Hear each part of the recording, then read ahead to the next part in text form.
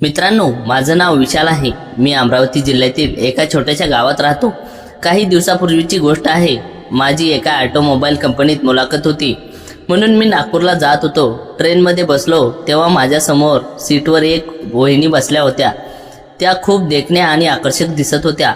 त्यांचं वय साधारण 38 वर्ष असावं, पण दिसायला त्या 26 वर्षाच्या वाटत होत्या. त्यांच्या चेहऱ्यावर एक वेगळी चमक होती आणि लांब सडक केस त्यांना आणखीनच सुंदर बनवत होते. त्या खरोखरच मोहक दिसत होत्या. त्यांचा देखणा बांधा पाहून मला अत्यानंद होत होता आणि माझा आत्मविश्वास वाढत होता. माझी नजर त्यांच्याकडे खेचली जात होती. ट्रेन सुरू झाल्यावर मी विचार केला की त्यांच्याशी बोलावं का. मग धैर्य गोळा करून त्यांच्याशी बोलायला सुरुवात केली. वहिनीने हसत मुखाने उत्तर दिलं, तू कुठे जात आहेस? मी सांगितलं, मी नागपूरला गंगा जमुना जात आहे. तिथे माझी मुलाखत आहे.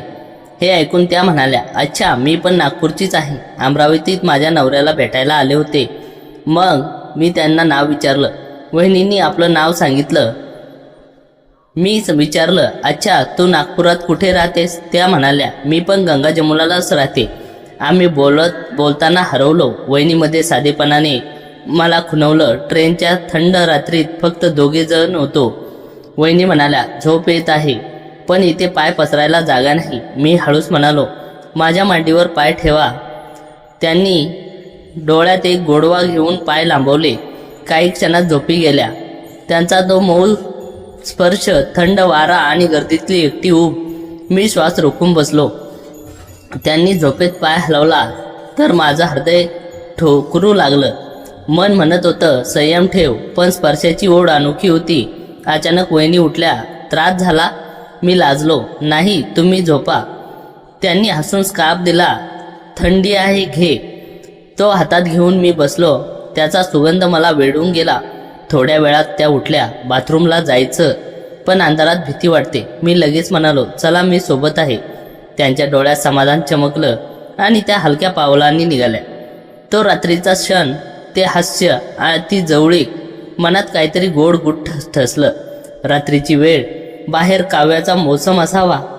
एकटा दाट अंधार पडला होता. कॅबिनमधील दिव्यांचे प्रकाशही त्या गाढ अंधाराच्या तुलनेत मिनमिनत वाटत होते. वहिनी पुढे चालू लागल्या आणि मी त्यांच्या मागोमाग जात होतो. कॅबिनचा दरवाजा उघडला तेव्हा समोर ट्रेनचा एक लांब कोपरा आणि विरळ प्रवासी दिसले. काही जण खिडकी शेजारी झोपले होते, काही मोबाईलच्या प्रकाशात बसले होते. पण मला जसे जसे पुढे जावे वाटले तसे तसे माझ्या मनात एक अस्वस्थता निर्माण झाली. मला वाटले की वहिनींच्या इतक्या जवळ जाऊन त्यांच्या पाठीमागे उभे राहणे अयोग्य ठरेल, कारण रात्रीच्या वेळी एकट्या स्त्रीमागे पुरुषाने जाणे वाईट समजले जाऊ शकते. त्यामुळे ट्रेनच्या दरवाजाजवळ छोट्या जागेत उभा राहिलो. तिथून मला बाथरूमचा रस्ता दिसत होता आणि मी जवळही होतो. वहिनी समोर गेल्या आणि बाथरूमच्या दिशेने वळाल्या. तेव्हा मी आरामात तिथे उभा होतो. अचानक माझ्या नजरेसमोर एक दृश्य आले. बाथरूमच्या दिशेने 2 माणसे येत होती. त्यांची शरीरयष्टी भले भक्कम होती. दाढी एकदम गुंतागुंतीची वाढली होती आणि ते तसे लडबडत चालले होते, जणू त्यांनी भरपूर मद्यपान केले होते. त्यापैकी एकाच्या हातात बाटली होती. त्यातून उरलेल्या दारूचे काही थेंब पिण्याच्या प्रयत्नात करत होता, तर दुसरा हसत हसत काहीतरी अश्लील शब्द बोलत होता. त्याचे डोळे लालबुंद होते आणि चालण्याची लडबड आणि बोलण्याचे सूर यावरून ते अतिशय गुंड प्रवृत्तीचे वाटत होते. मला वाटले कदाचित ते बाथरूमच्या दिशेने जात असतील, कारण त्यांना ही नैसर्गिक क्रिया भासली असावी. मी दूर उभा राहून ते दृश्य निरखत होतो, पण पुढच्या क्षणी माझ्या काळजाची धडधड वाढली. त्या दोघांनी अचानक वेग घेतला आणि बाथरूमच्या दरवाजात थेट घुसले. त्यांनी वहिनींना आतच धरले. मला क्षणार्धात कळले की ते बाथरूमला आले नाहीत, तर तिथे एखादं घृणास्पद कृत्य उद्देशाने आले होते. आणि त्या क्षणी वहिनींनी भेदक आरडाओरडा केला, वाचवा, वाचवा. तो आवाज इतका विखळ होता की त्या आवाजात त्यांचा जीव धोक्यात होता असे स्पष्ट जाणवत होते. माझ्या पायाखालची जागा सरकली. माझ्या शरीरातली सगळी झोप उडून गेली. क्षणार्धात मी रोषाने भरून गेलो. मला आठवण झाली की मीच त्यांचा एकमेव आधार होतो. मी जोरात पळत सुटलो. 4-5 पावले टाकली आणि मी त्या बाथरूमच्या समोर उभा होतो. दृश्य अत्यंत भयानक होते. त्या 2 गुंडांनी वहिनींना कोपऱ्यात ढकलून त्यांचे हात पकडले होते आणि त्यापैकी एकाने वहिनीच्या चेहऱ्यावर आपला तुरलेला श्वास सोडत घृणास्पद हसू काढले होते. वहिनींचे डोळे भीतीने विस्फारले होते आणि बिचाऱ्या थरथरत होत्या. मला रागाचा भडका उडाला. मी जोरात ओरडलो, थांबा, काय करताय तुम्ही? आणि पटकन समोर जाऊन दोघांना बाजूला ढकलून बाजूला केले. मी माझा हात वहिनीच्या सोबत उभा करत म्हणालो, जरा तुम्ही वहिनी जवळ आलात तर खबरदार. मी आत्ताच गार्डला बोलवतो. माझा तीव्र आवाज आणि माझ्या डोळ्यातील ज्वाला पाहून ते क्षणभर थक्क झाले. पण ते हेरगिरी करणारे होते. त्यांनी उलट मला धमकावले, तू कोण आहेस आम्हाला सांगायला? पण मी मागे हटलो नाही. मी माझा मोबाईल काढला आणि मोठ्याने ओरडू लागलो, गार्ड गार्ड, इथे लवकर या. तसेच मी आजूबाजूला झोपलेल्या प्रवाशांना जोरात हलवत म्हणालो, उठा, इथे काहीतरी गडबड आहे. एका प्रवाशाने डोळे उघडले, दुसऱ्याने गोंधळून डोके वर गेले. गोंधळाचा आवाज वाढत होता. ते दोन गुंड पाहून पळण्याची वेळ आली आहे हे त्यांना कळले.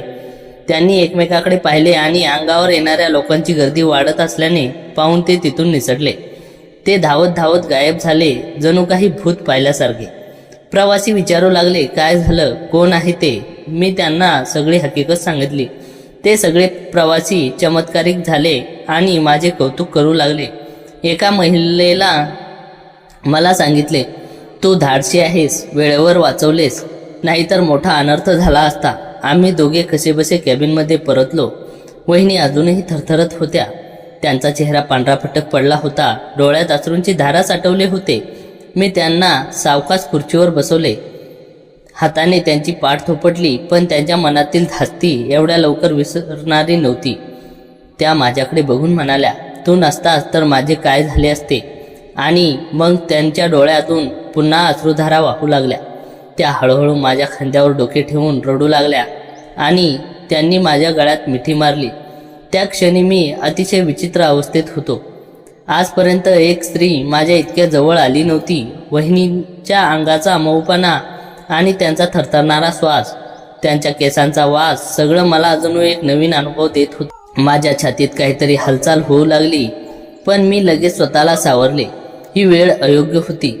मी हलकेच त्यांच्या खांद्याला धरून त्यांना बाजूला केले आणि त्यांच्या डोळ्यात पाहत म्हणालो, वहिनी, आता घाबरू नका, मी तुमच्या सोबत आहे. ते गुंड पळून गेले, तुम्ही सुरक्षित आहात. त्यांच्या डोळ्यातील अश्रू पुसत मी त्यांना हळूवार सांत्वन देण्याचा प्रयत्न केला. थोड्या वेळातच त्यांचा त्रास कमी झाला. त्या माझे आभार मानू लागल्या. तुझ्यामुळे वाचलो. आईवडिलांना सांगेन तुझी किती स्तुती करावी हवी, त्या म्हणाल्या. मी नम्रपणे मान डोलावली. रात्री साधारण 12 वाजले होते तेव्हा ट्रेन गंगा जमुना स्टेशनवर थांबली.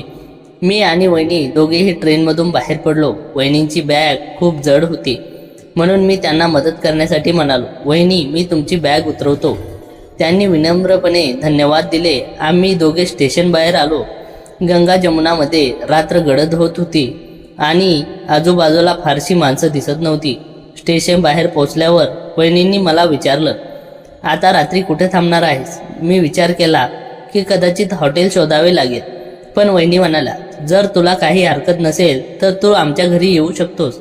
घर जवळच आहे आणि तू माझी मदतही केली आहेस. मला रात्री बॅग उचलायला त्रास होत होता. मी थोडा विचार केला आणि मग होकार दिला. रात्र खूप झाली होती आणि मला हॉटेल शोधण्यापेक्षा वहिनीच्या घरी जाणं योग्य वाटलं. आम्ही दोघे रेल्वेने रस्त्याने वहिनीच्या घराकडे निघालो. चालता चालता मी वहिनींना विचारलं, तुमचं घर किती दूर आहे? वहिनी हसत म्हणाल्या, फक्त थोडे पुढे आहे. तू पाहशील, माझ्या घराचं वातावरण खूप छान आहे. त्यांच्या बोलण्याने मला दिलासा मिळाला आणि मी विचार केला की कदाचित एका नवीन मैत्रीची सुरुवात असेल. जेव्हा आम्ही त्यांच्या घरी पोहोचलो तेव्हा वहिनींनी दार उघडलं आणि मला आत यायला सांगितलं. आत गेल्यावर मी म्हणालो, थँक्यू वहिनी. वहिनी म्हणाल्या, थँक्यू तर मला म्हणावे लागेल. तू माझी खूप मदत केली आहेस. घरातील हलकीशी प्रकाशाची उजेड होती आणि भिंतीवर लावलेल्या चित्रांनी घराला खूप खास वातावरण दिलं होतं. मग त्यांनी मला विचारलं, विशाल, तुला भूक लागली आहे का? काय खाशील? मला थोडी भूक लागली होती म्हणून मी म्हणालो, वहिनी, भात बनवा, लवकर तयार होईल. वहिनी हसल्या आणि म्हणाल्या, ठीक आहे, मी जरा आंघोळ करून येते, कारण खूप लांबून प्रवास करून आले आहे. माझं झाल्यावर तू पण फ्रेश होऊन कपडे बदल आणि थोडा आराम कर. असं सांगून त्या आंघोळीसाठी बाथरूममध्ये गेल्या. मी सोफ्यावर मोबाईल पाहत बसलो होतो. 5 मिनिटांनी मला वहिनीचा आवाज बाथरूममधून आला. त्या म्हणाल्या, अरे विशाल, माझे कपडे टेबलवरच विसरले, जरा पटकन घेऊन दे ना, तर मला उशीर होईल. तेव्हा मी म्हणालो, लगेच देतो वहिनी, थांबा 2 मिनिटं. मी जेव्हा कपड्याजवळ गेलो तेव्हा वरती फक्त साडी आणि वहिनीचे ब्लाऊज होता. हातात कपडे घेतले. त्या मऊ मखमली कपड्यांचा स्पर्श अनोळखी होता. मी बेडरूममधून बाहेर पडलो आणि घराच्या लांब लचक हॉलमधून बाथरूमच्या दिशेने जाऊ लागलो. घराची रचना जुनी होती, त्यामुळे बाथरूम कॉरिडॉरच्या अगदी शेवटी होते. वाटेत जुन्या आरच्या होत्या. भिंतीवर पडलेल्या दिव्यांच्या हलकीशी झगमग होती. पावसाचा आवाज दरवाजाच्या खिडकीवर जोरजोरात कोसळणारा होता. बाथरूम जवळ पोहोचलो तेव्हा आतून पाण्याच्या धारांचा आवाज येत होता. मी दाराजवळ हलकेच टेकत म्हणालो, वहिनी, तुमचे कपडे विसरलात. आतून वहिनीचा आवाज आला, हो, आठवलंच नाही, दरवाजा थोडा जाम झालाय, तू बाहेरून ढकल. मी दरवाजाच्या हँडलला धरून ढकलले, पण तो हलेना. जुन्या घरातील दारे असेच अडखळतात. मी खांदा लावून थोडा अधिक जोराने ढकलला. भक्कन असा मोठा आवाज झाला आणि दरवाजा एकदम उघडला गेला. माझा समतोल सुटला आणि मी आत लोटलो. आता अत्यंत वाफेने भरलेल्या स्थितीत वहिनी आंघोळीच्या शॉवरखाली उभ्या होत्या. पाण्याच्या वाफेने माझी नजर तुसूर झाली, पण तितक्यात चमकली आणि माझ्या डोळ्यासमोर ते दृश्य स्पष्ट झाले. माझ्या श्वासांना क्षणभर कडी लागली. मी असे काही पाहिले नव्हते. माझा मेंदू काम करणे थांबले. हातातील कपड्यांची वस्त्रे जमिनीवर पडायला सरकली, पण मी कसाबसा सावरलो. वहिनीने माझ्याकडे पाहिले. त्यांच्या चेहऱ्यावर आश्चर्य नव्हते, तर एक विचित्र शांतता होती. मी लगबगीने कपडे जवळच्या टेबलवर ठेवले. सॉरी वहिनी, मला वाटले दरवाजा हलकेच उघडेल. मी असे म्हणत दाराबाहेर पडलो, पण वहिनी काही रागवल्या नाहीत. उलट त्यांनी हलक्या स्वरात म्हटले, हरकत नाही, कपडे तिथेच ठेव. मी धावतच लिव्हिंग रूममध्ये आलो आणि सोफ्यावर कोसळलो. त्या दृश्याने पुन्हा माझ्या डोळ्यासमोर चालू होते. पावसाच्या रिमझिमीत तो क्षण मला एक स्वप्न वाटला. मी स्वतःलाच विचारू लागलो, वहिनी इतक्या शांत होत्या का? त्यांनी मला फटकारले नाही, पण वहिनींनी माझ्यावर कधीच राग केला नव्हता, म्हणून कदाचित त्यांनी माझी निष्कपट चूक मान्य केली. तो अनुभव असा होता की मला तिथे काही समजत नव्हते आणि मी तिथेच बधीर झाल्यासारखा बसून राहिलो. अखेर वहिनी कपडे घालून बाहेर आल्या तेव्हा त्यांच्या चेहऱ्यावर नेहमीसारखं हास्य होतं आणि त्या म्हणाल्या, चहा कर आधी, मग हा विसरलेला प्रसंग विसरून जा. मी नुसताच मान हलवली, पण ते दृश्य मनातून ढकलता येत नव्हते. थोड्या वेळाने वहिनी खोलीतून बाहेर आल्या.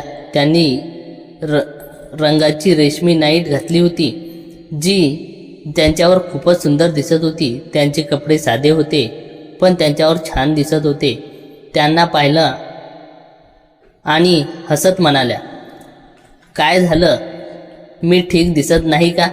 मी लगेच उत्तर दिलं, अरे वहिनी, तुम्ही तर खूपच छान दिसता.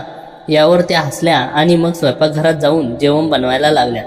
मी बाथरूममध्ये जाऊन तोंड हात धुतले आणि कपडे बदलले.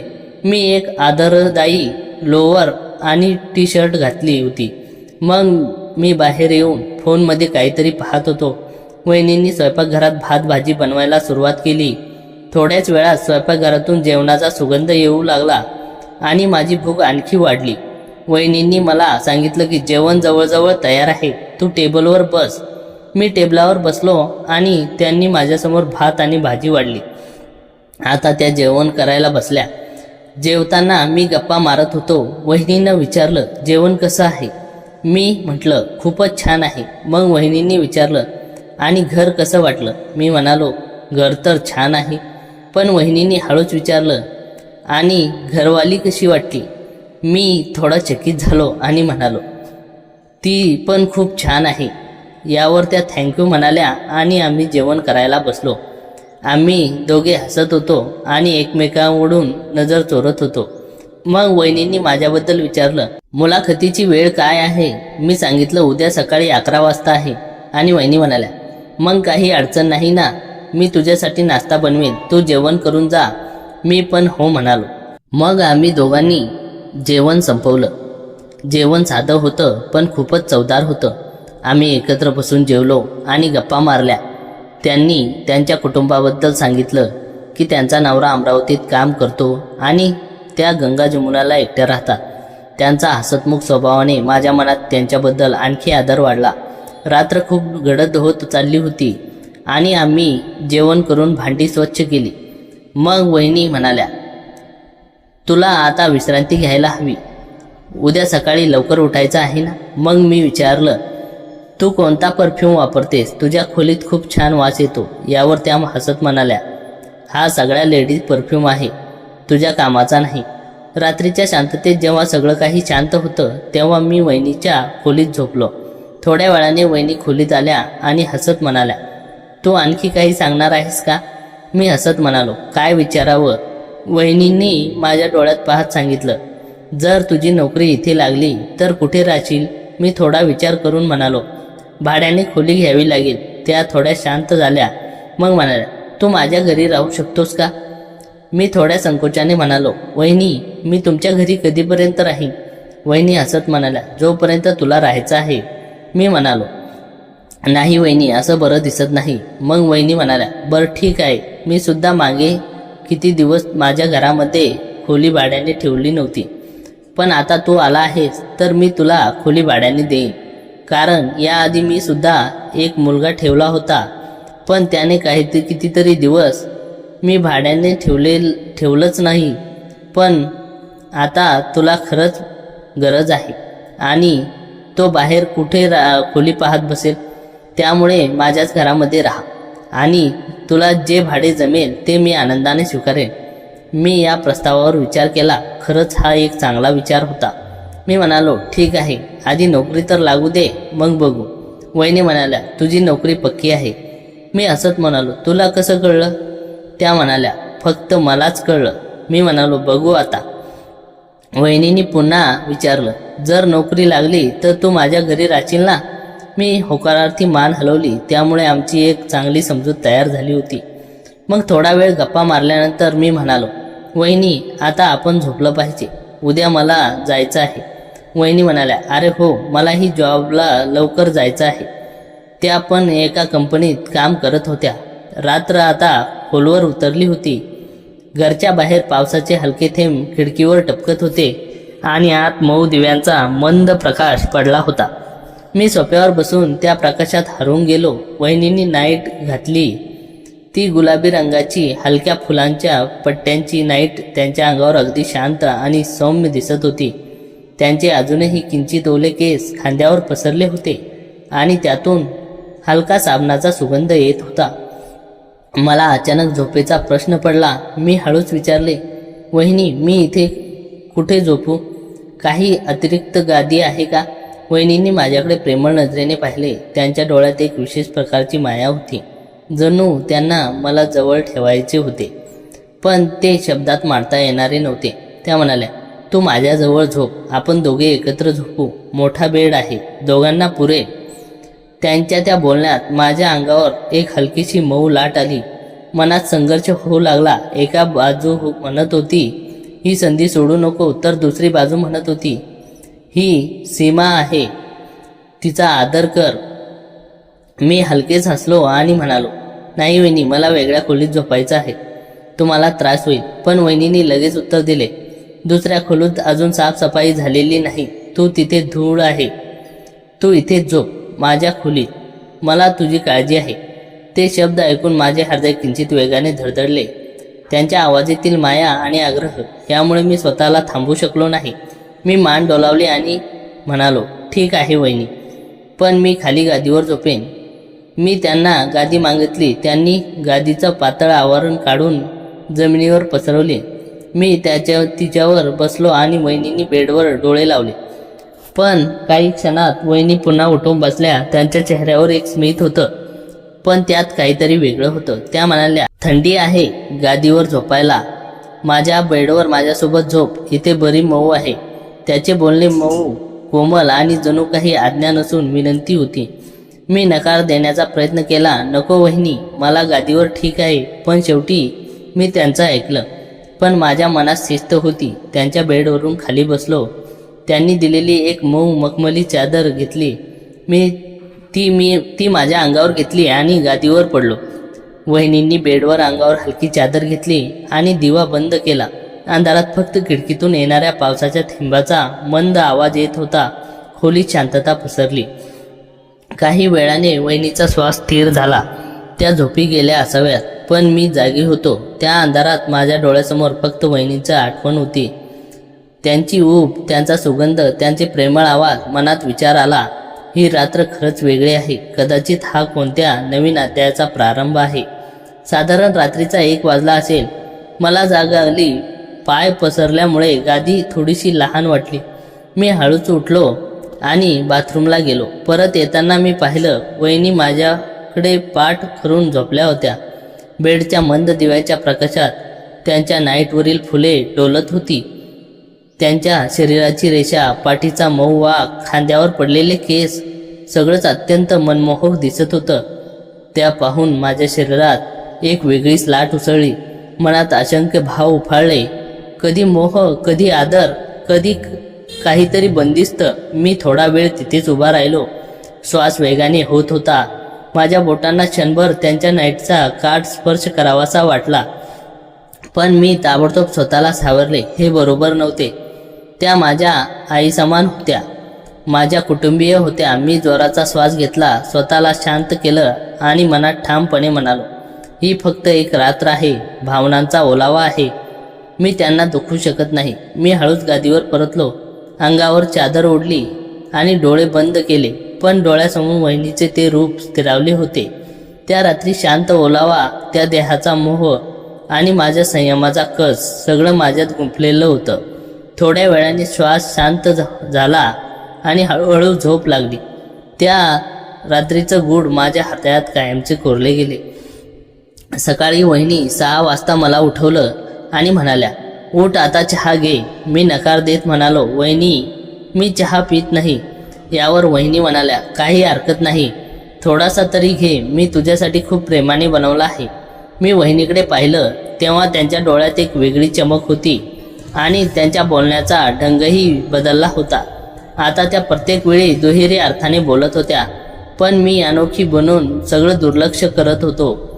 मग मी तयार होऊन निघालो. वहिनी म्हणाल्या, मुलाखतीनंतर मला भेटून जा आणि नोकरीचं काय झालं ते मला सांगून जा. मी ठीक आहे म्हणत निघालो. एक ऑटो पकडला आणि मुलाखतीसाठी पोहोचलो. जेव्हा दुपारी मी 3 वाजता परत आलो तेव्हा वहिनीचं घर लॉक होतं.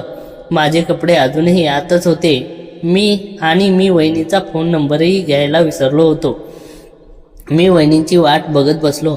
संध्याकाळी 5 वाजता वहिनी आल्या. त्या जीन्स आणि टॉपमध्ये खूपच मस्त दिसत होत्या. येताच वहिनी म्हणाल्या, अरे सॉरी, मी तुला विसरले. तू माझी वाट पाहत असशील. त्यांनी पटकन गेट उघडलं आणि आत यायला सांगितलं. मग वहिनी म्हणाल्या, तू थोडा थांब, मी कपडे बदलून येते. आज वहिनींनी लोअर आणि एक सेल्फी टी-शर्ट घातला होता. वहिनी म्हणाल्या, आता सांग, काय झालं?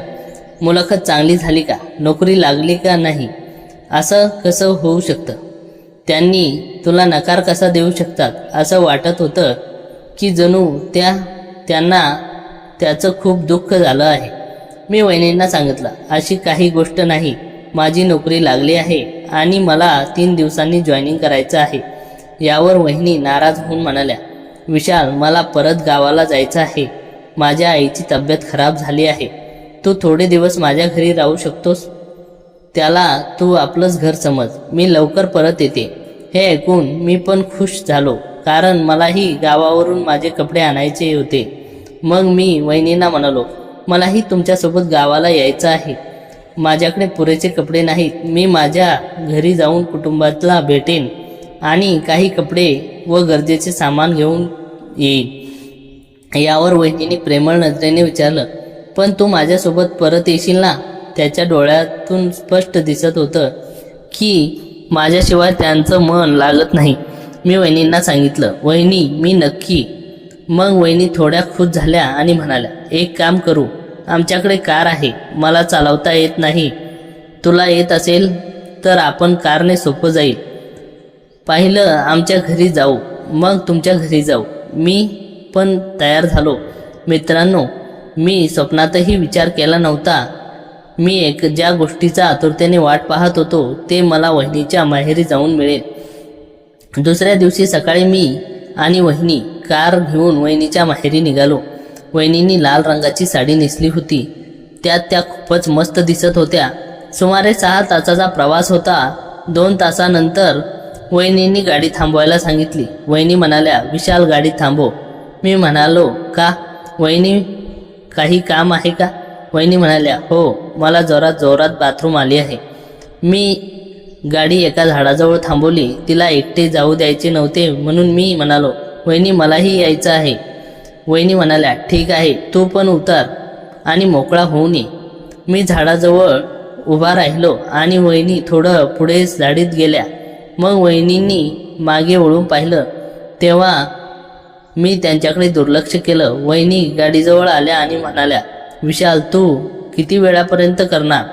मी म्हणालो, झालं आहे माझं आत्ताच. मी लगेच आवरून आम्ही पुढे निघालो.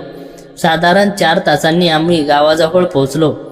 वहिनी त्यांच्या बाबांसाठी काहीतरी खायला घेऊन जायचं होतं. मग सफरचंद दिसली. वहिनींनी आपला दुपट्टा काढून दुकानातले पैसे दिले. काही वेळाने आम्ही वहिनींच्या माहेरी आलो. वहिनींचे आई बाबा आमच्या वाटेकडे पाहत होते. त्यांचं घर खूप मोठं होतं, पण त्यात दोघेच राहत होते. वहिनींनी डॉक्टरांशी बोलून त्यांच्या सल्ल्यानुसार काही औषधं मागवली आणि दादांना दिली. संध्याकाळी आम्ही सगळ्यांना मिळून एकत्र जेवण केले. घरातील गर्दी, हास्यविनोद आणि प्लेटमधून उठणारा गरम ताज्या पदार्थांचा वास सगळे एका मऊ क्षणात बदलले होते. वहिनींनी विशेष माझ्या आवडीचे पदार्थ बनवले होते. त्यांच्या हातांचे पदार्थ सजले होते तर त्यांचे डोळे माझ्याकडे पाहून हसत होते. त्यावेळी मला वाटलं, किती सुंदर आहे ही संध्याकाळ. जेवण झाल्यावर सगळे आपापल्या खोलीत वळले. मीही माझ्या खोलीत गेलो. खोलीच्या खिडकीतून बाहेर काळोख दिसत होता आणि दुरून कुत्र्यांचा हलकासा आवाज येत होता. मी खिडकीजवळ थोडा वेळ उभा राहिलो. त्या रात्री शांततेत मनात वहिनीचं चिंतन होतं. कसं काय त्यांच्या प्रत्येक शब्द, त्यांचं प्रत्येक हास्य माझ्यासाठी कुठेतरी गुंफलं जात होतं. मी हळूच खिडकी बंद केली, अंगावर चादर ओढली आणि झोपी गेलो. सकाळी उठलो तेव्हा सूर्याची किरणं खिडकीतून आत प्रकाश पसरवत होती. पक्ष्यांची किलबिलाट सुरू होती. मी डोळे चोळत उठलो. ताज्या हवेने फुफ्फुस भरले. मला बाथरूमला जायचं होतं. मी हॉलमधून चालत बाथरूमच्या दिशेने गेलो, पण बाथरूमचा दरवाजा आतून बंद होता आणि आतून पाण्याचा हलका आवाज येत होता. मी दाराजवळ हलकेच टकटक केली आणि विचारलं, वहिनी, तुम्ही आहात का? आतून वहिनीचा मऊ गोड आवाज आला, हो विशाल, मीच आहे. थोडं थांब, 2 मिनिटात बाहेर येते. त्यांच्या आवाजात एक विशेष गोडवा होता. जणू सकाळची पहिली किरण त्या आवाजात पसरली होती. मी तिथे दाराजवळ उभा राहिलो. त्या काही क्षणात माझं मन हरवलं. मी कल्पनेत वहिनींना बघत होतो. पाण्याच्या धाराखाली उभ्या होत्या. त्यांचे केस ओले होते. त्यांच्या डोळ्यातील ती शांतता. माझा विचार भंग झाला. तोच दरवाजा उघडला. बाहेर वहिनी आल्या. त्यांनी एक हलका सुती टॉवेल गुंडाळला होता. तो टॉवेल त्यांच्या गुडघ्यापर्यंत येत होता. त्यांचे खांदे उघडे होते आणि त्यांच्या गळ्यातून आणि कपाळावरून पाण्याचे थेंब टपकत होते. त्यांच्या डोळ्यातून ताजी कोरडपट्टीची चमक होती. गालावर हलकीशी गुलाबी ओंजळ होती आणि ओले केस पाठीवरून खाली वाहत होते. त्या बाहेर येताच आजूबाजूला साबणाचा आणि फुलांचा सुगंध पसरला. मात्र त्या घाईत होत्या. कदाचित त्यांना वाटलं की मी बराच वेळ वाट पाहत आहे. त्या पुढे येताच त्यांनी माझ्याशी हलकीशी धडक झाली. मला त्या धडकेचा अनुभव एका वेगळ्या लाटेसारखा वाटला. जणू 2 शरीराचा स्पर्श, पण त्या स्पर्शात सगळे शब्द हरवले. त्या धडकेमध्ये वहिनींचा टॉवेल थोडासा निसटला. क्षणभर त्यांच्या डोळ्यात एक हलकीशी घबराहट दिसली. त्यांनी पटकन दोन्ही हातांनी टॉवेल सावरला आणि स्वतःला व्यवस्थित गुंडाळले. त्या क्षणी मी खरोखरच स्तब्ध झालो. माझे डोळे सहज त्यांच्याकडे गेले. मी लगेच बाजूला वळलो. माझ्या अंगावरून उष्णता पसरली होती. मी लगबगीने म्हणालो, ओ सॉरी वहिनी, खूप सॉरी, मला माहीत नव्हतं. माझा आवाज थरथरला होता. वहिनींनी माझ्याकडे पाहिलं. त्यांच्या डोळ्यात राग नव्हता, उलट एक मायेची, समजून घेण्याची भावना होती. त्या हलक्याशा हसल्या हास्य जणू सगळं काही क्षमा करत होतं. त्या म्हणाल्या, काही नाही रे, अजून जाऊ दे. असं कधी कधी होतंच. त्यांचा तो आवाज माझ्या कानात गोड गाण्यासारखा घुमला. त्या स्मित हास्य करत होत्या. आपल्या खोडीकडे निघून गेल्या. त्यांच्या पावलांचा आवाज हॉलमध्ये हळूहळू मावळला. मी तिथेच काही क्षण उभा राहिलो. हृदयाची धडधड वेगाने होत होती. श्वासोश्वास अस्थिर झाला होता. मी स्वतःला सावरत बाथरूममध्ये शिरलो. आरशात स्वतःला पाहिलं तर माझे डोळे स्वप्नाळू होते. गालावर हलकीशी लाज होती. मी थोडं थंड पाण्याने चेहरा धुतला, पण चेहऱ्यावर भाव नाहीसा झाला नाही. आंघोळ केल्यावर मी बाहेर आलो. वहिनी आता नेहमीच्या साडीत होत्या. त्यांनी माझ्याकडे चहा आणि नाश्ता तयार ठेवला होता. मी जेवताना त्यांच्या नजरेशी माझी नजर काही वेळा भेटली, तेव्हा दोघांच्याही चेहऱ्यावर हलकेच हास्य होतं. वहिनीने विचारलं, आज काय योजना आहे? मी थोडा गोंधळलो, पण म्हणालो, वहिनी, आज मी घराबाहेर थोडा वेळ बसणार आहे. तुम्ही येणार? वहिनी म्हणाल्या, हो, तू बाहेर बस, मी पण काही वेळात येते.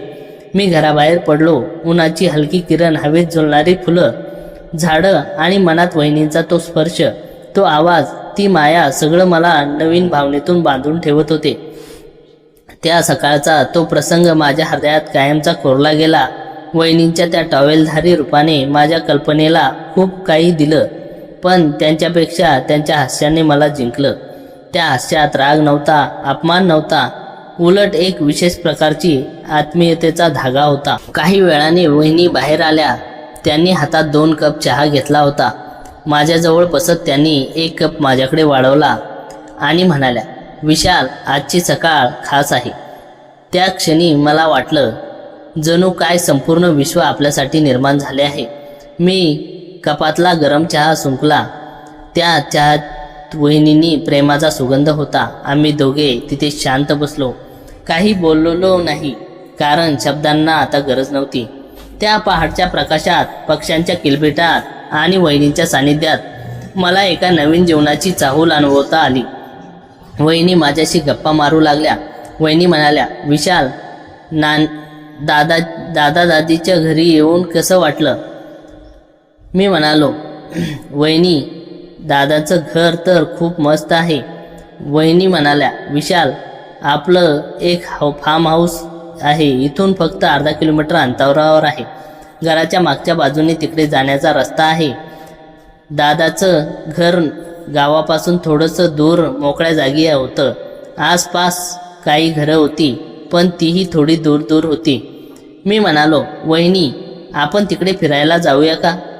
मला पाहायचं आहे. वहिनी म्हणाल्या, ठीक आहे, मी आईला सांगून येते. काही मिनिटात मी वहिनीसोबत त्यांच्या फार्म हाऊसवर पोहोचलो. वहिनींनी रंगबिरंगी साडी नेसली होती. मी म्हणालो, फार्म हाऊसवर कोणी नाही का? कोणी दिसत नाही. वहिनी म्हणाल्या, हो विशाल, आता उन्हाळा असल्यामुळे फार्म हाऊस बंद आहे. सध्या कुठलीही पिके नाहीत, त्यामुळे मजूरही नाहीत. आम्ही दोघं फार्म हाऊसच्या आत शिरलो. तिथे एक छोटं घर होतं. खूप छान दिसत होतं. मग आम्ही घराच्या छतावर गेलो. तिथून मी पाहिलं तर जवळचं एक छोटंसं तळं होतं. त्याचं पाणी अगदी स्वच्छ होतं. मी ते वहिनींना दाखवलं. मी म्हणालो, वहिनी, ते तळं किती मस्त आहे ना? माझं तर आंघोळ करण्याचं मन होतंय. आपण तिकडे जाऊया का? वहिनी म्हणाल्या, विशाल, मन तर माझंही होतंय. वहिनी थोडीशी चिंताग्रस्त वाटली आणि म्हणाल्या, पण आपण आपले कपडे आणले नाही. मी म्हणालो, अगं वहिनी, खाली रूममध्ये कदाचित काही टॉवेल्स असतील, मी आणतो. वहिनीने थोडी संकोचली आणि म्हणाल्या, पण फक्त टॉवेल? मी हसत म्हणालो, अगं वहिनी, आपण दोघेच आहोत. इथे दुसरं कोणी नाही. लाजण्यासारखं काही नाही. आणि मी तुला कधीही टॉवेलमध्ये पाहिलं आहे. वहिनींनी थोडा विचार केला आणि म्हणाल्या, ठीक आहे, जाऊया. मग आम्ही दोघे तळ्याच्या काठी पोहोचलो. मी टॉवेल लपेटून तळ्यात उतरलो आणि पाण्याचा जाऊन आनंद घेत होतो. मी वहिनीकडे पाहत म्हणालो, वहिनी, तू पण ये ना, खूप मजा येते. वहिनी थोडा वेळ विचार करत होत्या. नंतर मोकळ्या झाल्या आणि तळ्यात आल्या. वहिनी पाण्यात उतरल्या आणि काही क्षणात शांतपणे उभ्या राहिल्या. नंतर त्यांनी हळूच आपल्याकडे पाहिले आणि ओलसर कपडे बाजूला ठेवले. थोड्याच वेळात त्या पाण्यात अधिक मोकळेपणाने बुडू लागल्या. माझी अस्वस्थता वाईट होती. पण वहिनी माझ्याकडे वळल्या. त्यानंतर वहिनी माझ्याकडे पाहून हसल्या आणि म्हणाल्या, काय बघतोस रे? मी सहजपणे म्हणालो, आलो वहिनी, तू खूप सुंदर दिसतेस. त्या हलका हसल्या आणि म्हणाल्या, थँक्स विशाल. त्यानंतर आम्ही जवळजवळ तासभर एकत्र मस्ती केली. त्या दरम्यान वहिनींनी माझ्या अगदी जवळ आल्या. बराच वेळ पाण्यात खेळल्यानंतर आम्ही दोघेही बाहेर आलो. पाहिलं तर आमचे सगळे कपडे ओले झाले होते. कपडे झाडांच्या अगदी जवळ ठेवल्यामुळे खेळताना उडणाऱ्या पाण्याने ते भिजले होते. मी वहिनींकडे पाहत म्हणालो, वहिनी, आपले डोळे, सगळे कपडे ओले झाले आहेत. मी विचार करत म्हणालो, आता काय करायचं? वहिनी म्हणाल्या, विशाल, आधी फार्म हाऊसवर जाऊया, मग बघू काय करायचं. आम्ही दोघे घरात आलो. मग वहिनी म्हणाल्या, एक काम करूया, सगळे कपडे छतावर वाळवायला टाकू आणि मी आईला फोन करून सांगते आम्ही संध्याकाळी परत येऊ. मी मान डोलावली. ठीक आहे वहिनी. नंतर वहिनींनी तिच्या आईला फोन करून कळवलं की आम्ही फार्म हाऊसवर आहोत आणि संध्याकाळी घरी येऊ. मग आम्ही दोघे मिळून कपडे छतावर वाळवायला घातले. ओले कपडे वाळवायला टाकल्यानंतर आम्ही थकलो होतो, पण ती थकवा नव्हती. ती होती एक विलक्षण गुदगुल्या, एक अनामिक उत्सुकता. फार्म हाऊसच्या खोलीची दारे बंद होती. बाहेर संध्याकाळचा सोनेरी प्रकाश झोक्यातून आत येत होता आणि त्या प्रकाशात धुळीचे कण नाचत होते. आम्ही दोघे खुर्च्यावर समोरासमोर बसलो. त्या क्षणी त्या जुन्या आवाजात न कळणाऱ्या खुर्च्याही साक्षीदार होत एका विलक्षण नात्याच्या. फार्म हाऊसमध्ये एकांत होता. फक्त मी आणि वहिनी आणि आमच्यातील ती शांतता, जी शब्दापेक्षा मोठी होती. मी वहिनीच्या डोळ्यात बघत होतो. ते डोळे खोल, गंभीर, पण त्यातील एक कोवळी ओलावणी मला वेल्हवत होती. वहिनींनी माझ्या डोळ्यात बघत होत्या, जणू त्या माझ्या आतली प्रत्येक भावना वाचत होत्या. कारण मागचे 4-5 दिवस आम्ही एकमेकासाठी अनोखे होतो. मी वहिनींना ओळखत नव्हतो, वहिनी मला ओळखत नव्हत्या, पण या काही दिवसात सहवासाने एक असे नाते निर्माण झाले होते, जणू आम्ही युगानुयुगापासून एकमेकांचे आहोत. बोलता बोलता वहिनी हळू उठल्या.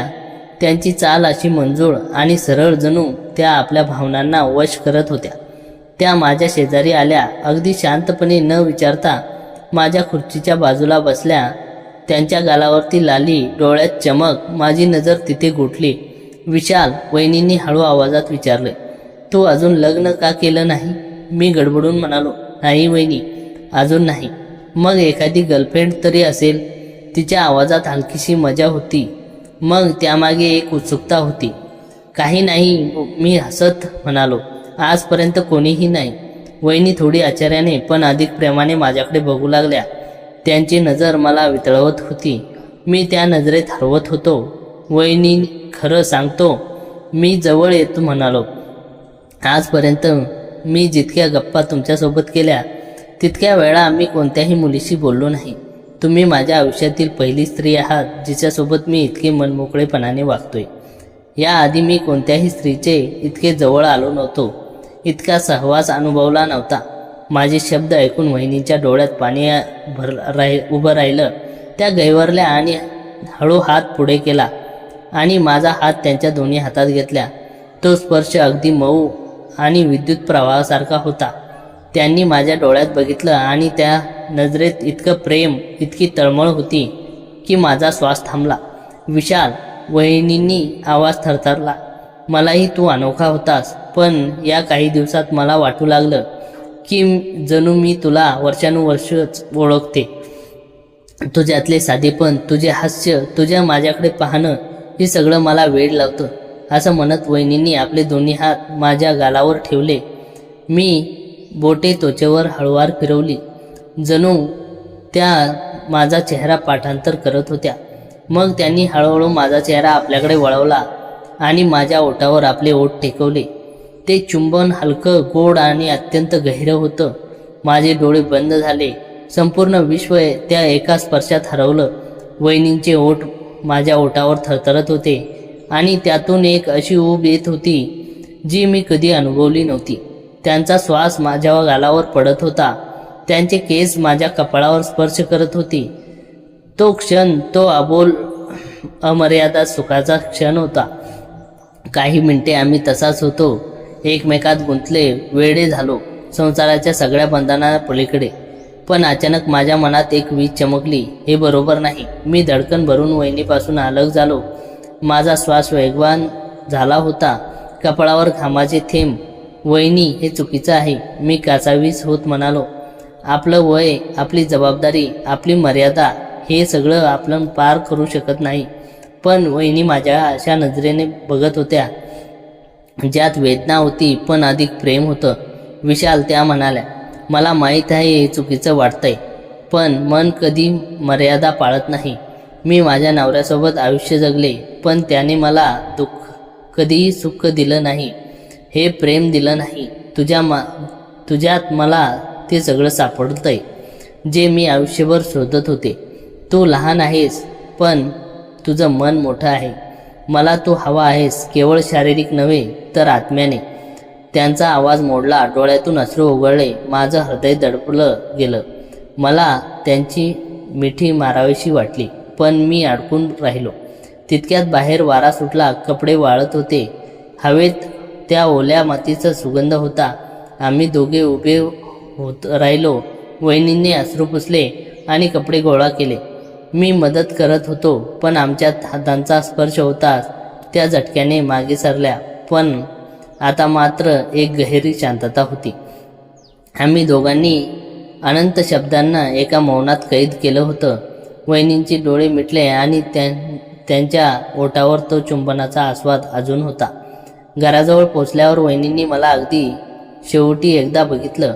त्या नजरेने मला कळलं, काही गोष्टी घडून जातात, पण त्या कधीकधी पूर्ण होत नाही, फक्त आठवणीत राहतात.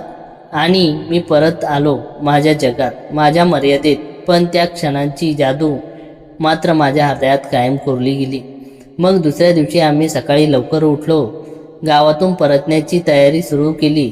वहिनींनी आजी आजोबांना निरोप दिला. आजोबांची तब्येत आता सुधारली होती, त्यामुळे त्यांच्या चेहऱ्यावर समाधान दिसत होतं. आजी म्हणाल्या, बेटा विशाल, लवकर परत या. वहिनींनी होकार दिला आणि गाडीची चावी हातात घेतली.